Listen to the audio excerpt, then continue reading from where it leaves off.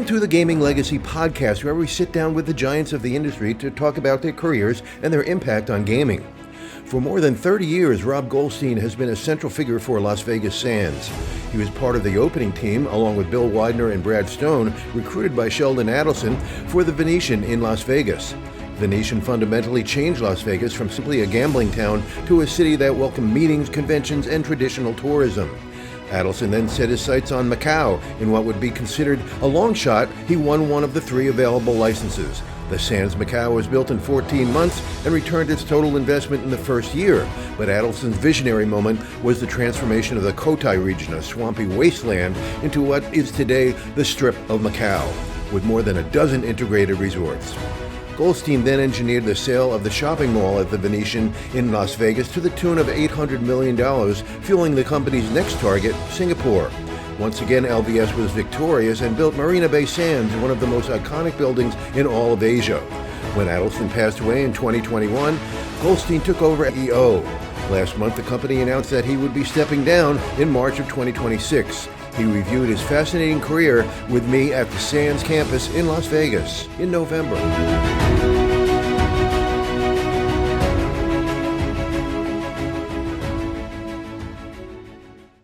Welcome to the next edition of the Gaming Legacy Podcast, where we talk to the giants of the industry who built the business and really understood it, so that people nowadays can understand how it was built and how it can continue to thrive. So my guest today is Rob Goldstein, the chairman and CEO of Las Vegas Sands. Rob, thanks for joining us. My pleasure. Thanks for having me.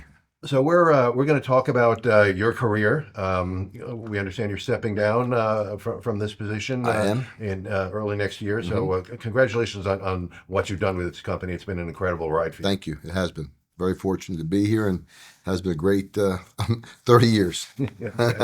Hard to imagine. So let's start at the beginning. How did you get into gaming? I know you went to Temple, and It's a sordid story, but I'll give you the Cliff Note version. I grew up in Philadelphia, actually outside Philadelphia, in a little town called Trevose in Lower Bucks County. My dad was a dyed-in-the-wool small businessman, everything from diners to hot roofing, you name it, he did it. And he did most of it pretty well. He had one bad habit. He gambled on everything from golf to cards to poker to craps. And he got in trouble late in the 60s, very honestly, with too much debt in Las Vegas. Mm-hmm. He was in the glory days of Joey Weintraub. And his nickname was the Philadelphia Flash. I think it means he flashed and lost money. He owed a lot of money in those days. And they came to our house, literally knocked on my door as a kid, and 2 guys, I still remember them. I was probably 14, 15. I wanted to see my dad. I told my dad I'll be home tonight. My dad came home. These guys went in the room with my dad. He kicked me out and said, you go away. And they smoked cigarettes, and I didn't know what it was. And he later told me it was a business opportunity. And the English to English translation was, they said to my dad, unlike the movies where they're hostile or violent, it wasn't that way at all. They were from the Tropicana Hotel, and they said, we'd like to get paid. My dad said, I'm going to pay you. I need time. And they said, we have an idea for you. Why don't you work for us finding other people like you, which was short for crazy gamblers who make a lot of money and like to lose it. My dad ended up running gambling junkets for the Tropicana. And like most things my dad did, he was wildly successful. And within 2 years, he was running a plane load a month from Philadelphia to Las Vegas. I was a kid. I thought it very glamorous. I helped my dad type the manifest. I would, help him organize. He was very disorganized. I helped him organize him. And occasionally I go on a trip with him. And that went on for a couple of years. And then I went to college, and I kind of, lost track of the business. But my second year of college in the winter, my dad called me. He had a massive heart attack. He said, Rob, I'm in a tough spot. I have to, I've contracted all these airplanes. Someone's got to take them. I'm thinking, well, who's he talking about? And he said, you're the right person I trust to do it. I was 19, which means I was underage. I spent the better part of that year going back and forth Las Vegas and going to college, and it was pretty hectic.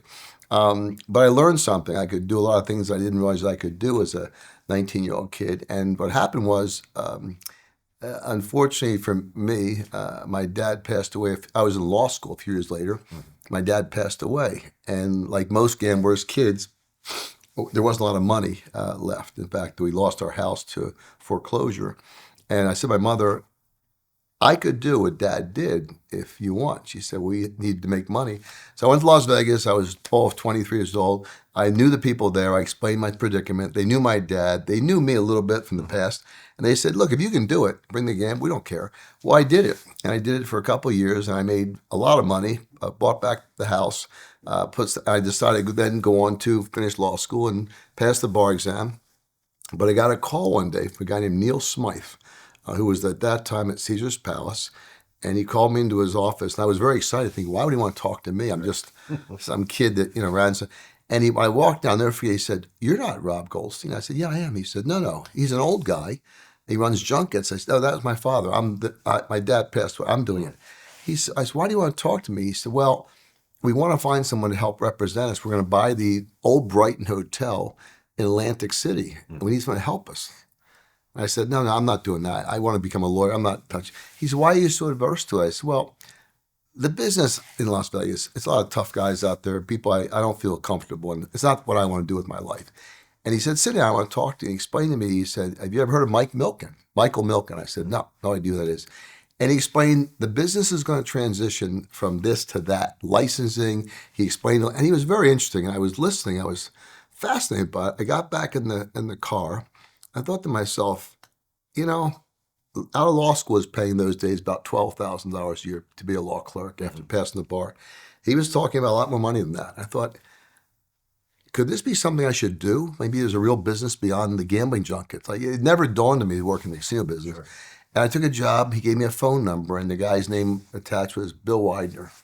I met Bill in 1981, and it was just an epiphany. And 40-some years later, I'm still at it.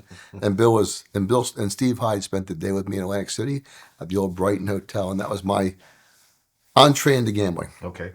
I never left. Well, that's basically when we met. Yes. When we were kids. You renamed it as a Sands. That's right. And it had no relation to the Las Vegas Sands. Correct. At all. Well, actually, it did. Ironically, it did. On a licensing basis, the Pratts were paying a licensing fee in those days for the Sands. It's an interesting story that they were paying a licensing fee, which then transferred when Sheldon bought the Sands in whatever year that was. That licensing fee transferred to Sheldon, and that was the first nexus. Okay. So in a way, it did have my whole world's been driven by Sands some way or the other. It's ironic but true.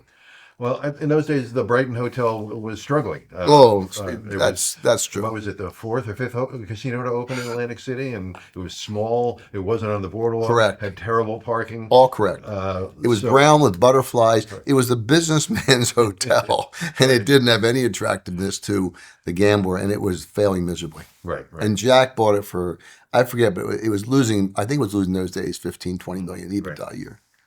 So that's Bill. You went in there with Bill Widener, Steve Hyde, Bill Widener, and I met Brad Stone all at the same time. Okay, great.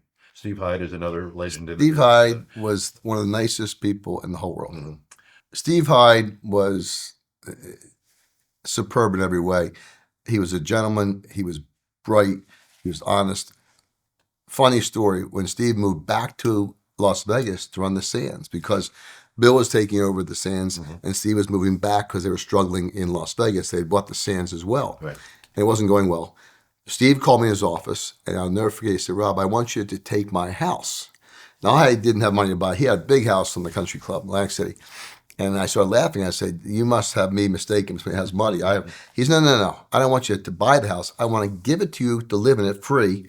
All you do is cut the grass and pay the electric bill. And I started laughing. I said, "How long?" He said, "How long you want to stay?" I said, "In those terms, I'll stay forever. If I just got to cut the grass." And Steve started laughing, and I moved into his house. He was just a wonderfully sweet guy. And what happened, of course, the tragedy with him and Mark and John. But nothing but fond memories of Steve Hyde. Yeah. So Brad Stone joined you soon after? Brad Stone was there already. Brad had worked at the Plaza. He knew Bill. Bill worked up the street in New York at the Essex House. They came to, Brad was recruited by Bill. Bill was running the Caesars front desk. He brought Brad over as VP of Hotel Operations. Brad was my age, but he was far ahead of me in terms of he knew more about management and hotels. He was my mentor. I mean, I learned a lot from Brad. He was extremely talented. He was a gifted guy even those days. And Bill gave him a huge responsibility, which he did very well with. So we all formed a group very quickly. Right. So you changed the name of the Brighton to the same. Bill was the guy that said we got to get rid of the Brighton. He hated the brown. Yeah. I won't tell you the words he used. If it's a family show, but Bill didn't like the name. We moved the Sands name, which gave it great authenticity. Yeah. Maybe more than it deserved at the time. We also redid the casino floor. It's off the boardwalk about half a block. And Bill, frankly, rethought the whole thing. Bill was ahead of his time and re-engineered the brand, the entertainment, the thinking. I was in awe of Bill and his vision, and we repositioned it. And with no time at all, it was one of the great turnarounds I've ever been part of. I was given too much credit for being part of it. It was really Bill and Brad that were just masterful. And it became, as you know, very successful. Within a couple of years, cash flow positive. I think we were making 20, 30 million from losing 15, 20 million. So it was a hell of a turnaround. Sure, absolutely. I interviewed Tom Cantone last summer. Tom, he's a big part of it. Young Tom Cantone helped turn it around. Tom Cantone brought the entertainment. That was a little late. He didn't come till a little later. I think Tom came, I think it was mid-'80s. I don't think Tom was initially there. But Tom came from Hershey Park, and he was terrific. He was promoting and hustling and energetic. He was great. Those were fun days. I didn't realize at the time how great those times were. Yeah. They were wonderful times. We were all young. Sure. We were full of ourselves. We worked day and night, and we worked as a team. It was a monumental success, but also a great, cohesive, coherent. When everyone's rowing the same direction, great things can happen. Sure. And Widener was the captain of the ship, and we all adored him. Yeah. And were all of his talents. Well, the entertainment Tom brought in really revolutionized the casino entertainment. He did great. Well, more than for us, though, what it did, it did revolution. But Tom also, what he did is and before Tom came, we were doing entertainment. Tom just upped the ante. Right. But I think what it really did was position. It taught me something that you could take something like the Sands, which wasn't a great product. Sure. It sure wasn't Golden Nugget. Right. It sure wasn't. It wasn't Caesars. It was just off the board. It was a very mediocre product. But we kind of pretended it was something better. And Tom's branding with all the big names in those days. And then, of course, later on, we brought Sinatra. We had Cher, Whitney Houston, we had Billy Crystal. It was endless. Whitney Houston. We had great talent there. But it really repositioned. And it taught me something. You take something that isn't really an authentically great product, Right. but make the public think it's much better than it is. Mm-hmm. And I think that was the trick of the Sands. Yeah. At its peak, the Sands was making 50 million EBITDA, which was a lot of money in those days. So let's talk about the transition to Las Vegas Sands. Yeah. What was first contact with Mr. Adelson that kind of... Bill met Sheldon, I think, through telephone. I met Erwin Chaffetz, other people. In the 90s, we had contact with, because we actually were paying the Sands a license fee because Sheldon owned the brand, Right. and the Sands paid Sheldon. So we met Sheldon, and then Sheldon got in the casino business. Not that he really wanted to be in the convention business, but he bought the Sands for the real estate in the back with the thought of a convention center. Mm-hmm. So we had meetings with Sheldon by telephone. And it was funny. He was always very aggressive, and he was no shrinking violet, Sheldon. Right. No wallflower. Erwin Chaffetz was involved. They would call us about credit decisions, about casino. It was clear they weren't operators and didn't know that part of it. They clearly didn't really have an appetite for it. But I think I met Sheldon the first time in like 93 or 4. And actually, we bought a boat. We did a boat deal in Chicago, Illinois, actually in Aurora, Illinois in 90. I think it opened in 93, but 90, 91, I was sent to New York City to meet a guy to pitch a management contract in Aruba. He's going to build a casino hotel. And I was in the meeting with the guy, and a lot of people in a big room at the plaza. And I said to him, building in Aruba is challenging. Weather, unions, storms. The Caribbean is a great place to visit, I said, not a great place to make money. Because I built and helped operate the Sands there with Ed Tracy in the mid-'80s. Mm-hmm. Anyway, so this guy says, what do you mean? I said, I just don't see how you want to put that kind of money in. So he pulled me aside. Well, what else do you have in mind? At that time, Bill had secured a riverboat license in Aurora, Illinois, but we didn't have the capital to build it. Mm-hmm. So I took Lars aside, and I said, look, this deal's available. And he listened, and he said, let's go see it. And at first time, I said, when do you want to go? He says, now. Yeah. So we jumped. He had a plane. I think it was a Falcon 20. He flew over it. He never got out of the plane. He looked down at the water. He looked down. He said, looks like not much there. I said, yeah, but They'll do very well, make a lot more money than Aruba. Long story short, it happened. Lars was our partner, Lars Eric Magnus. He funded it. It got done, and we wanted the brand name Sands. Lars wanted a brand name so we called. I think we talked a lot. Terry Lanny, I think we talked to, but we met Sheldon, and Bill actually met with Sheldon, and it was a brutal meeting because Sheldon basically threw him out of the office and said, "I would never put my Sands brand on a boat in Chicago. It's ridiculous." Yeah. And he just pushed. And I remember Bill called me and said, "But this guy Sheldon, tough guy." And we started laughing. I said, "Yeah, we talked on the phone. He does sound aggressive." And so time went on. We never named the boat. We never made a deal with Sheldon, nor Paul Loud, nor Terry Lanny. We opened the boat. It did phenomenally well, a huge success. We all made a lot. We went public on that. We all made some money.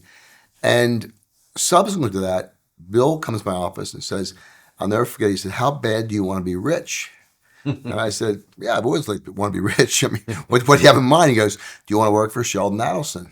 I said, "The guy at the Sands?" He said, "I said, I don't know. I'm not sure I'm cut out for that." He goes, "Well, he's looking for a team." And David Solomon, who was the Bear Stearns, called it. Right. And David knew us. And he says, he wants us to go meet him. So we went to New York, met Sheldon, met Miri.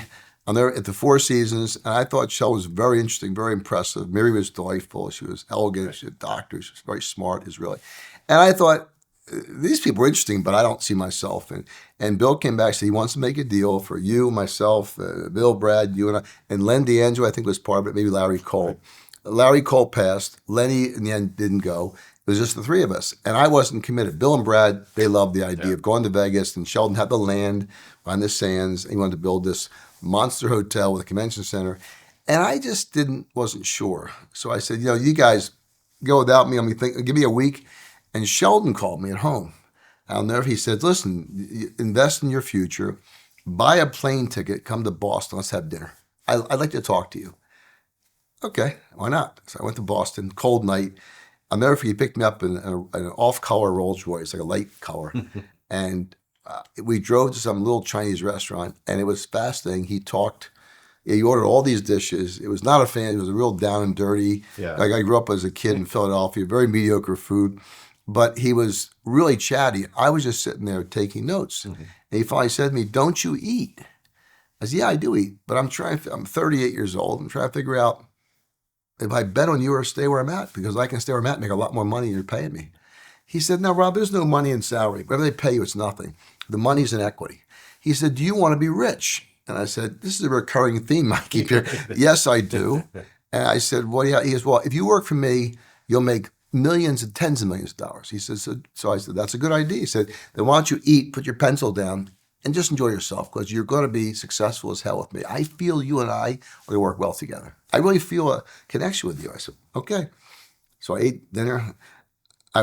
He made a lot of sense, but he was talking very differently about Las Vegas being a non-gaming rooms, hotel, banquets. He said there's a lot more money. The people in Vegas don't respect the non-gaming side of the equation. Sure. They're always focused on gaming. And he said, and there's a lot more money made non-gaming than gaming. Mm-hmm. Now, to me, that was very confusing, because I grew up in after 10, 12 years, I went back to my little room at the Sheraton at the airport with the lights, the lights were shining all night. And I opened the mini bar, I took a couple little whiskeys out. I sat there thinking about it. I looked at my notes and I thought, I don't know what to do. But I was up half the night, and at 6 a.m, I called my wife and I said, "I think I'm going to bet on this guy. I think it's worth trying. He's got a vision. I'm not sure I follow it, but he seems very, very, my instincts tell me he's very capable." Mm-hmm. And I think I work with him. And that's how I ended up here. We packed up our house, sold it, and moved here within, it was the winter of 95. Yeah. Yeah. So you got there, and it was the round sand building that was there. And so was the idea ever to keep that? No. No. Sheldon's day one, it was the convention center. The Sands was never going to stay. He wanted to tear it all down. He went through that phase of fixing it. Right. But when he saw the Mirage and he realized what Steve had built, he realized the differential was too huge. He said, "Look, Wynn has done something. It's monumental." It also made Sheldon's real estate very valuable. Yeah. He knew this was, he's the Park Avenue, right. Fifth Avenue, Miracle Mile. He's sitting right there on top of the Mirage, which is a for all of us, it was a shocking. I mean, what Wynn did was just shocking, Right. and to this day, I still marvel at what he did. He just took Atlantic City and twisted it. All of us were shell shocked when he sold it, but he took a town that was like this, and Nevada was not. Las Vegas was it was down dirty. Things where people weren't believing, and Steve twisted it and said, "Okay, the future is Las Vegas. Legacy is the past." And from that day forward, it's just what happened. Legacy never recovered. Steve lit the fuse to the '90s, and what he did was incredible. The vision and the guts it took to build Mirage, and everyone looked at him in awe and said, $600-700 million. Today we build nightclubs for that, but in those days it was an incredible amount of money. And I think Sheldon had realized that he couldn't keep the Sands. He had to blow it up. Right. And to his credit, he did. And we came in '95 winter, I think, and we opened in '99 spring, May, I think it was May. So to Sheldon's credit, he delivered. He got the money, he privately funded it. He had huge vision, and he had his focus was laughed at and dismissed and derided, but Sheldon never wavered. He was staunch in his belief that he was right. Sure. And he was right. Well, people thought he was crazy building a mall next to a People would casino. call me up and say, "Do you have a contract? Because he's going to fire you guys when he goes broke. Can you get paid for 3?" I mean, people would call me and say, "You're going to be this guy's out of his mind." Yeah. Everybody, not one person. I'll tell you one guy that did actually I had lunch with Jack Binion one day, I think with Billy Walters, and Jack said to me, "There's something about this guy. It's interesting." Yeah. He wasn't like everybody else. Jack said, "This guy, he's got a different way of thinking." But Jack Binion may be the only guy in Vegas. No one else believed it. People used to fall down laughing at this casino hotel that was more hotel focused than gaming.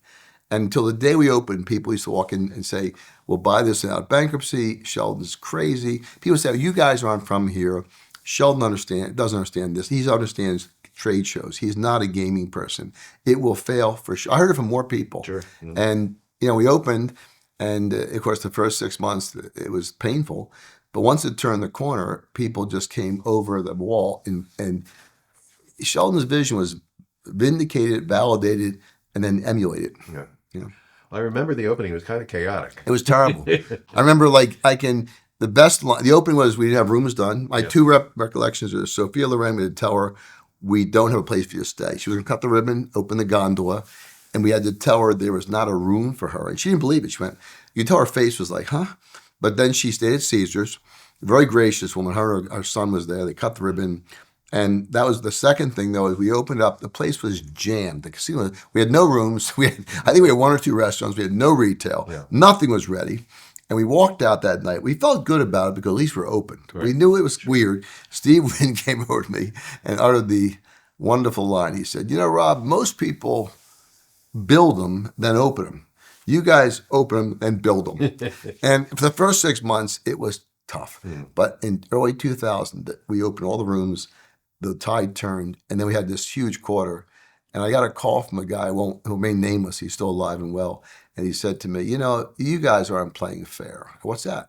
He said, "You made all this money. You're making lots of money. But it's really more in the hotel than the gambling." He said, "So you're making way more than us, but it's not really a casino. It's a hotel." And so I laughed. I said, "Okay, that's your opinion." When I told Sheldon, he started laughing. He said, "Tell that idiot when you go to the bank, the teller doesn't say, 'Did this come from the casino or from the food and beverage?' They just say, 'Give me the money.'" Yeah. And tell that guy, he says, "Tell him to stay in his little casino world while we print money in our casino hotel world." Okay. But we were vindicated. It really became obvious that we were right, or he was right, by the mid 2000, late 2000s were amazing how much money we were making, and the room rates soared. The casino got busy, and it was a wonderful time. So then you decided to build the Palazzo. Well, the plan was always to build a Palazzo. Day one, Sheldon wanted to build 2, Okay. but we didn't have the finance. Yeah. And honestly, a couple of things got in the way. A little thing called Macau got in the way. The mall sale got in the way. Right, yeah. The bid for Singapore, a few things, the IPO got in the way. So we didn't get around to the Palazzo, but that was always the plan from day one to build 6,000. Of course, we built another tower on top of the Venetian, went to 4,000 keys. We built the Venezia Tower, and the Palazzo came later in in four. Was it 4 or 5? Yeah, I think it was 5. We opened the Palazzo. No, excuse me. We did the Venezia Tower in 4. Palazzo opened in 7. Okay. But between that, there was the IPO, the Macau license, the Sands, Right. and the mall sale. It was an amazing time from 2000, from opening until 7, with the most extraordinary bunch of things, Okay. So let's talk about Macau. That was really where Sheldon's visionary side came out. No, I would say not. I would say his visionary side, Sheldon's greatest achievement in terms of his impact on Las Vegas was his materialist Steve Wynn. Yeah. Wynn, clearly, all the credit in the world for Mirage and the 90s. Sheldon turned the town upside down, and his vision for this convention-based. Today, you can't build a hotel casino in Las Vegas without having lots of. Right. In those days, no one built meeting space. Yeah. No one built banquet space. Today, that's a gimme. And that was Sheldon's vision, and also the whole retail mall thing. People didn't think there was room for a second mall. He was the guy that said huge suites. And my point is, yes, Macau is another different story, but it's forgotten in history how incredibly important Sheldon was to the development of Las Vegas today. Because today, Vegas is a non-gaming town. Yeah. People think it's a casino, but if it wasn't for the non-gaming, you couldn't have built Mirage, you couldn't have built Bellagio, you couldn't have built most of these hotels that were built post-Venetian without having a non-gaming component. Sure. Yeah, I mean, non-gaming revenue on the Strip is what, 70% now? It drives the bus. Yeah, no question. Yeah. So Macau, so you came in, got one of the few licenses available, and that must have been crazy negotiating and presenting to the Macau government. Bill Widener actually, initially Sheldon wasn't interested in Macau. Yeah. He felt it was too far. He didn't know he wouldn't think about China dinner stand. He was not a fan. Yeah. And Bill dragged him over there. I think it was 99 or 2000. I forget. And I'll never forget, he called from there. And it was the middle of the day, midweek.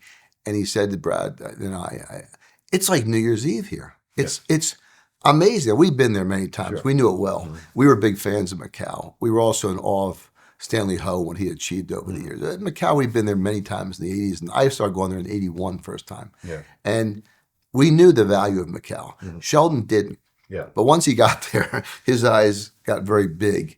And he came back very enthused. And no one thought we had a chance for a license because Bill Widener and David Friedman and Brad, that wasn't my involvement. They worked day and night. Bill lived there for like 6 to 8 months and brought that license home. Yeah. And Sheldon, again, used the convention card, which I think helped our bid immensely. Sure. Yeah. But I must say it was an amazing effort that Bill put forth. Sheldon's vision on the convention gave, I think, Edmund Ho, who was one of the decision makers, the confidence to bet on us. And the success of the Venetian Las Vegas gave us the credential to bid. But we're still a little nothing company compared to MGM and compared to Wynn and compared to Caesars. We were still seen as a mom and pop company. We weren't public. Right. So it was still a very small venture. Yeah. But then you built Sands Macau in what, record time? Brad built that in about 38 minutes. I always used to joke, we built that in 14 months and we got the money back in 14 minutes. Yeah. The Sands Macau was truly a brilliant stroke that Bill really and Brad drove home and got it built, and Sheldon endorsed it. I think they built it in 14 months. We opened it about the same time we sold the mall. The mall sale was incredible. Right. Yeah. I was in New York when they opened that building. I think it was in spring of 2004. We cleared a check for, I think it was $880 million. We sold the mall, which is almost how much it cost to build the Venetian. Yeah. It was quite a deal. And then they opened that at that time, and it went public later that year. Those were very heady days, incredible times. Yeah. But Macau, we built that for about $300 million. The first year it was open, it made close to $300 million EBITDA. Yeah. So it was very special. Yeah. So then he went to the Cotai. Sheldon, that's where Sheldon really kicked in, Yeah. and that's where probably his greatest single. I think he made a lot of great decisions in his business career, but that may have been, Macau. I was just there last week. The peninsula was, of course, the epicenter. Sure. It was just almost like a big Atlantic City, a little plots of land, lots of buildings. Mm-hmm. It was like Atlantic. It felt like Atlantic or downtown Vegas. Absolutely. When Sheldon said, I never forget hearing the first time he wanted to go out to Cotai, which was 15 minutes, and filled water in. And I remember thinking, that makes no sense. Yeah. And I mean, more people, I won't tell you the names of people who called and said he's out of his mind, but there were some very graphic comments about, institutionalizing him. Is he crazy to go out there? And I remember Sheldon saying to me one day, sitting having lunch, he said, it's no big deal. It's 15 minutes away. You build something special, they'll come. 15 minutes is nothing. Yeah. All these idiots that think that'd be on the peninsula. We'll build in Cotai. And his vision, that's where it was. A full-blown Venetian-type destination with retail, restaurants. He wasn't thinking gambling. Once again, Sheldon said, let's go Las Vegas on this. Let's go nuclear and build all the components of Las Vegas out there in Cotai. And, of course, we did that. And we opened to a thud in 2007. Right. It was a rough opening. I was there for that. Yeah, it wasn't an easy open. I'm sorry. Call you back. It wasn't an easy opening. It was tough. But in the end, it was. The Venetian was built for I think it was $2.7 billion US dollars.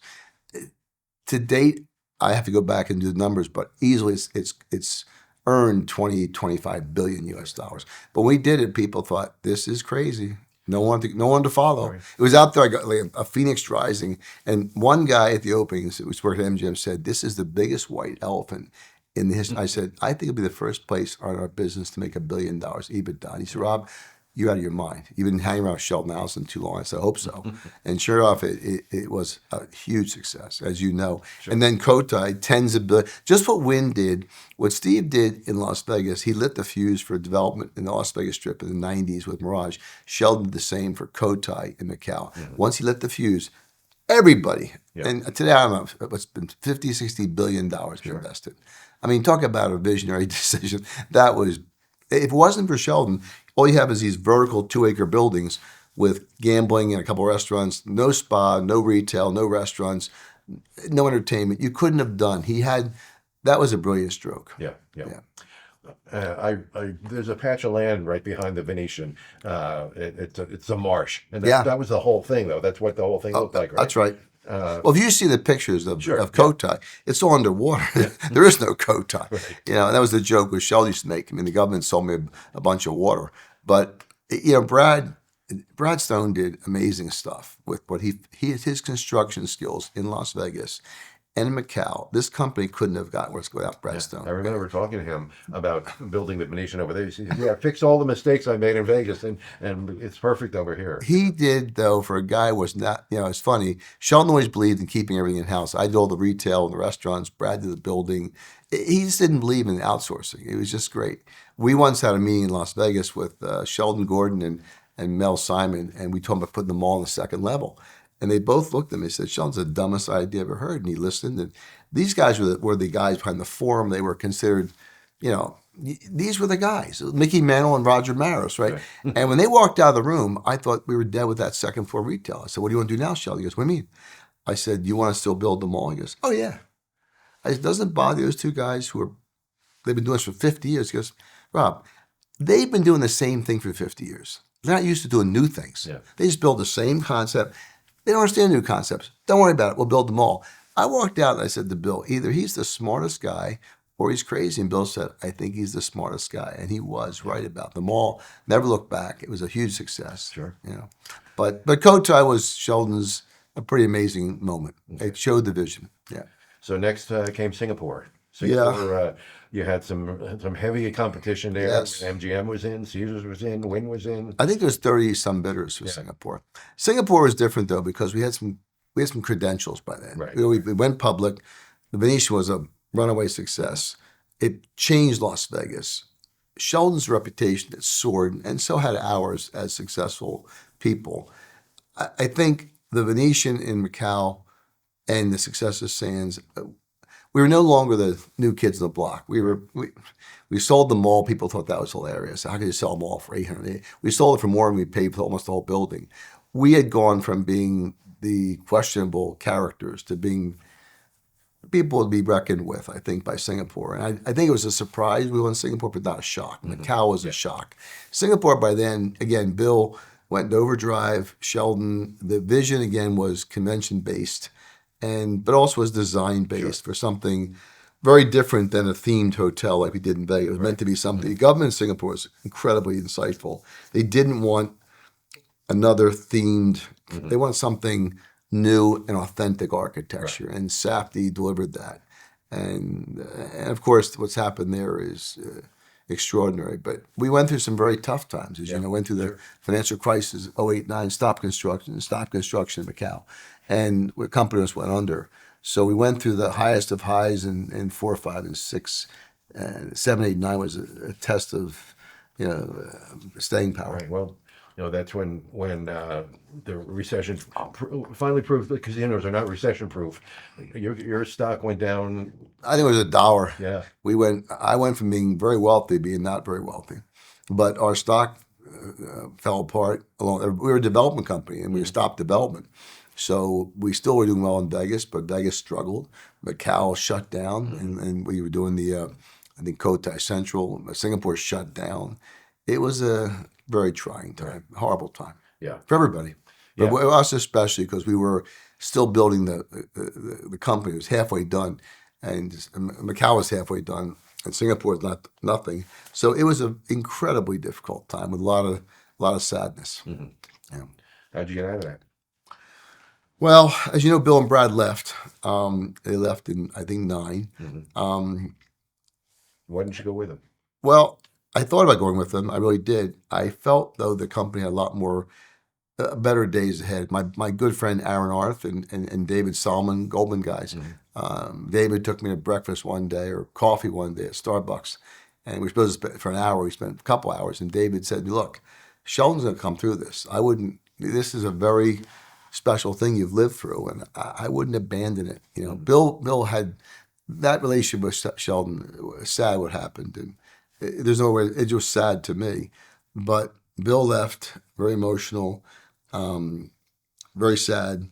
I decided that I want to stay a couple more years. I thought maybe the stock would resurrect. I lost a lot of value, Sure.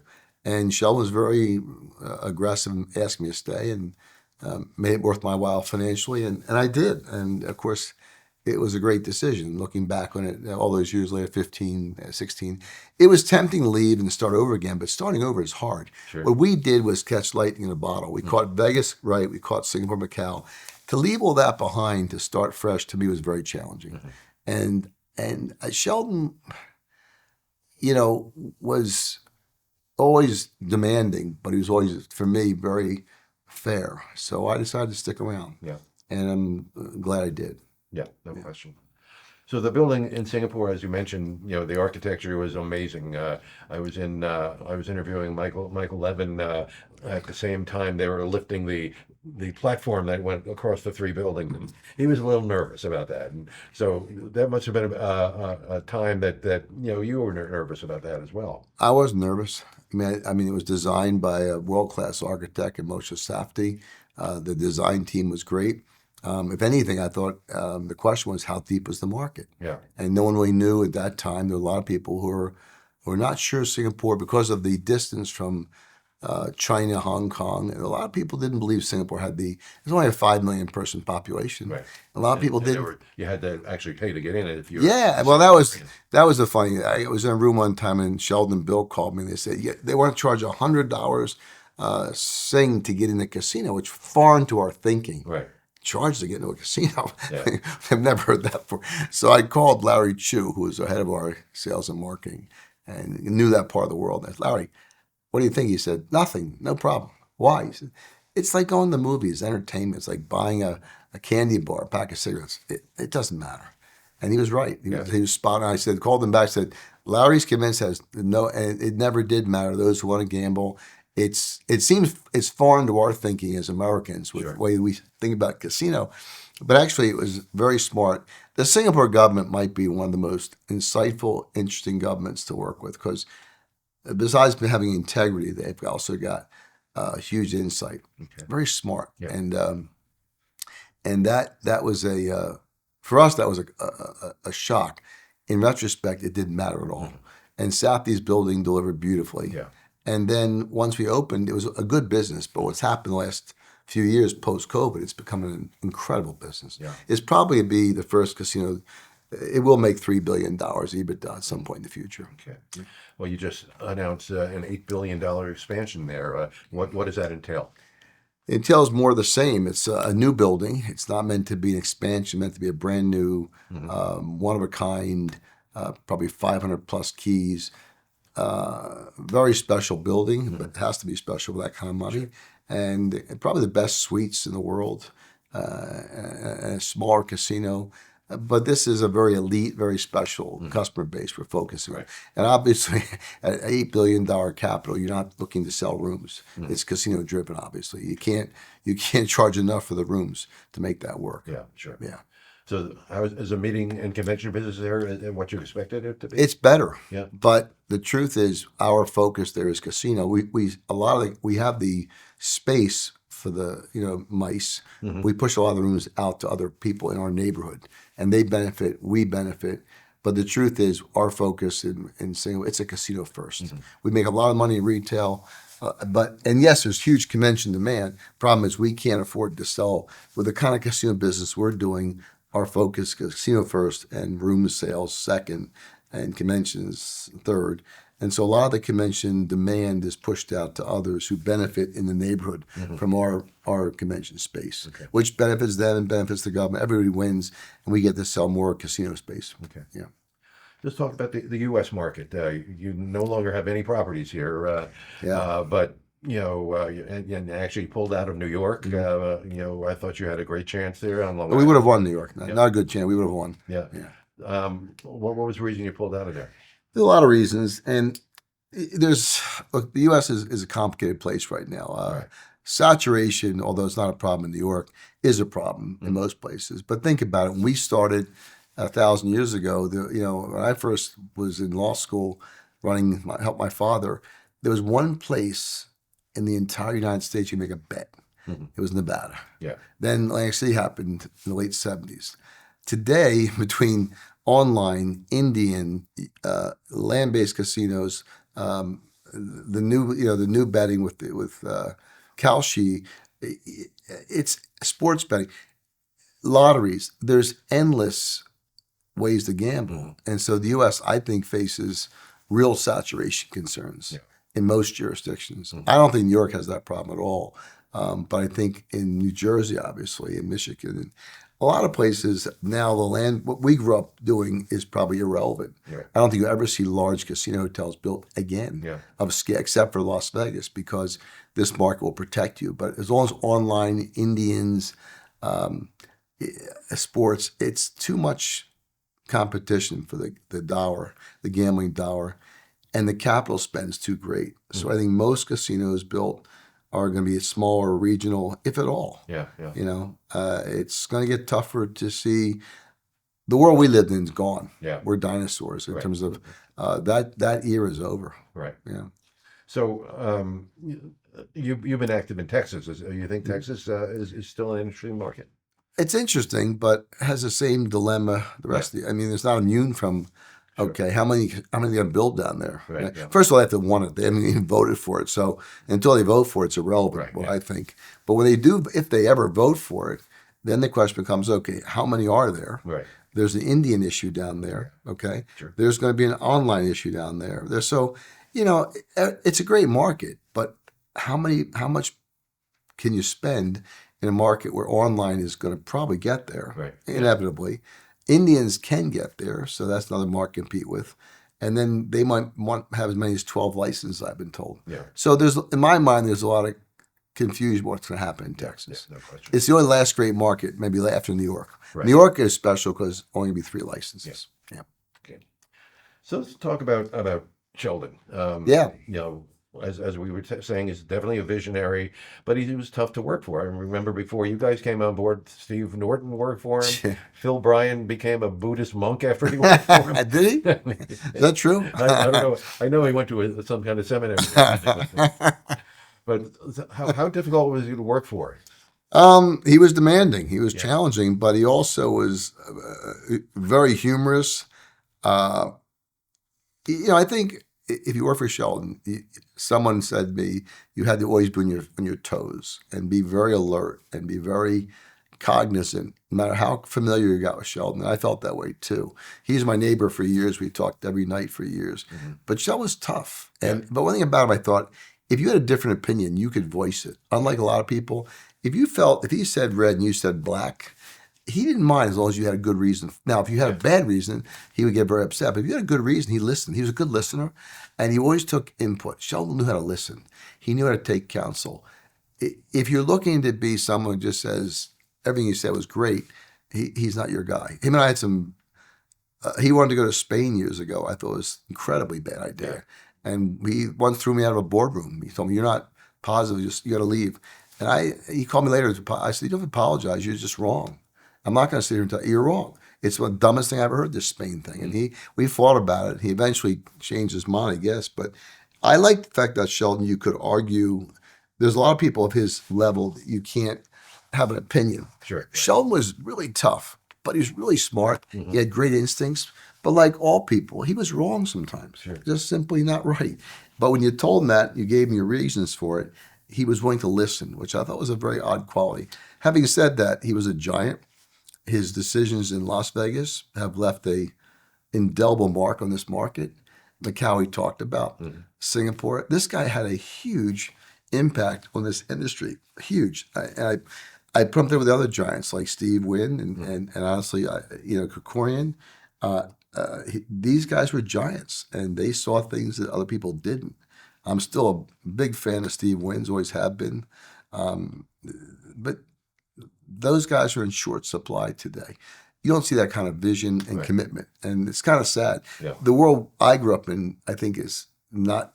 It's not a future situation for those kind of people. Just don't exist today. Right. I don't see it, and it's sad to me. But Sheldon, demanding but fair, honest as could be, but willing to listen. Yeah. He wasn't one of these guys who his way or out the door. He wasn't. Right. As long as you had reason for your convictions and you stuck to them, he was pretty reasonable. Sure. He was very opposed to online gaming. Horribly opposed. I did an interview with him at G2E a few years ago, and brought that up, and he bit my head off. Yeah. You're one of them. Yeah. Well, I just he wanted was. to but you guys were very happy that because you could see that he was so passionate about it, that he didn't see a lot of the arguments for it, but he really was passionate against it. People didn't understand his rap. I honestly think he was misunderstood. People think he didn't understand. One time, someone once called him up and said, "You don't understand the power of." And when he once said something, I thought it was he said, "Oh yeah, I understand it too well." Sheldon's thought was, well, if you could have a telephone in your hand and make bets 24 hours a day, it would prey on people who couldn't afford it, younger people. He may have been too right. Yeah. And he didn't question the importance or the power of it. Opposite, he worried about it. And he said, at least you have to get dressed to a casino hotel. We can watch for money laundering. We can help you with problem gambling. But when you're on the phone, I'm not convinced they can stop you. And I think it's going to cause more pain. I think, unfortunately, he may be more right than today. That may be valid. He couldn't stop online. He failed miserably in that attempt because no one could stop it. But he may be right in his belief that it was he preyed on those who were most vulnerable. And I think people misunderstood. They thought he was trying to protect his business. But the funny thing was, he didn't have to protect it. In Las Vegas, you don't have online. Right. So it wasn't an issue here. In Asia, you have it. It's illegal. It's not legal in either Singapore or Macau, but it's there. But Sheldon viewed it as a threat to people who are most vulnerable. I don't think deep down, it was somewhat Don Quixote-esque. I don't think he really expected to stop it. The same way he believed in stopping marijuana from being legalized. I don't think he really believed it was ever going to stop. But he did his best. And sadly today, when you watch what just happened with the professional sports, and I don't know if he's wrong. It could be that sports betting and online gambling could be a real challenge for a lot of Yeah, people. no question. Yeah. So he was also very generous to charities, and certainly through his wife, Dr. Miriam Allison. I remember going to interviewing her at her clinic down on Maryland Avenue in Las Vegas, a small, cramped little building. I'm on the board. I know well. Right, where she treats addicts and Very committed to it. and very Very so- committed. Extraordinary woman. Doesn't have to do that, obviously, financially. Doesn't have any real, it's a passion of hers. And they were both whether it's Israel or U.S. politics, whether you agree with them or not on the political scene, charitable donations. The family has been very generous and very giving for many years, and it was Sheldon felt that was one of his. I mean, he was incredible with it. I once saw a doctor. I once called a doctor about something I needed help on. L.A. It's hard to get in to see a doctor. I'll never forget. And the nurse said, "Well, we can't take new patients. We have so much of what your problem is. We have. I won't explain what it was." I said, "Okay, well, if you have an opening ever, call me." She said, "Sure. What's your number?" I said, 702, 702. She says, "Do you know Sheldon Allison?" I said, "Yeah, know him well." Well, that helped me. She goes, "Oh, yeah, he funds the entire business here." I asked Sheldon about it. I said, "You know this doctor?" He goes, "No, never heard of him." So he checked he's, well, I fund 200 doctors a year. I don't know who I'm giving money to. Him and Mary have always been a big believer in giving back, and they're passionate, and the money they've given away, I think, for the most part, has been very well spent. And people have benefited through their generosity and their philanthropic endeavors. So you're going to leave as the CEO here. I am. Are you comfortable with the people who are going to come in, or are the people who are already here? Sure. That they can take this company to the next level. Yeah. Not very comfortable. The company will do very well. It's a very challenging environment outside of Singapore, Macau. What the growth is, I'm not sure. Yeah. But Singapore, we're in a really good spot, and Macau is a very challenging market. We got the best buildings. Yeah, this company will be fine for years to come. This company's got the question with this company, like a lot of land-based companies, what is the future? Yeah. I don't see the U.S. being very easy to navigate for future unless you build here in the only safe place in my mind is really Las Vegas. Yeah. The safest place. And Asia's, there's been talk about Thailand and Japan and Korea over the years, but I don't see growth. I don't see it being simple. I see us dominating in Singapore and dominating in Macau, but I don't know if I could tell you I see growth I don't really believe in Japan. Yeah. I don't know if Thailand. I'd love to see Thailand happen, but that's on hold right now. But the company is very strong in the markets it's in. Okay, great. Yeah. So what's next for Rob Goldstein? I need a job. If you know anybody looking for an old guy that wants to work, I am working a few things personally. I have a little consulting thing with a company where I'll be available if they want me to, but I'm really hoping to find more things to do. My biggest, financially, I'm okay. I'm not worried about money. I'm more worried about I like to work. Sure. Very much Yeah. like to work. Yeah, I can't see you retiring. I don't want to retire. I really don't find myself interested in boards. I've had a number of offers, and people always they laugh at me. I said, "Well, why would I want to be on board? I've been talking to boards for 30 years. Yeah. I prefer to be on the talking side versus the listening side. So I don't see myself doing. So I'm looking for entrepreneurial things that'd be new and interesting. I'm hoping to stay in the industry. I'm looking at 2 deals specifically I'm very involved in, and I hope to keep working. That's my goal. My wife doesn't want me home. My kids don't. They don't. They got their own world, their own businesses. Both my kids are wildly successful. I couldn't be more. My wife is too. She's an incredibly successful marriage family therapist. So I'm the only unemployed guy in the house. So I've got to find a way to make a living. Right. Yeah. Right. So I'm looking. Well, good. Well, I'm glad you're still going to be around. And I hope so. We can do this again sometime. This was a lot of fun. Thanks for the ride down memory lane. Great. Well, thanks, Rob. I appreciate Roger, it. And thank you. thanks, everybody, for joining us. Appreciate it. Thanks.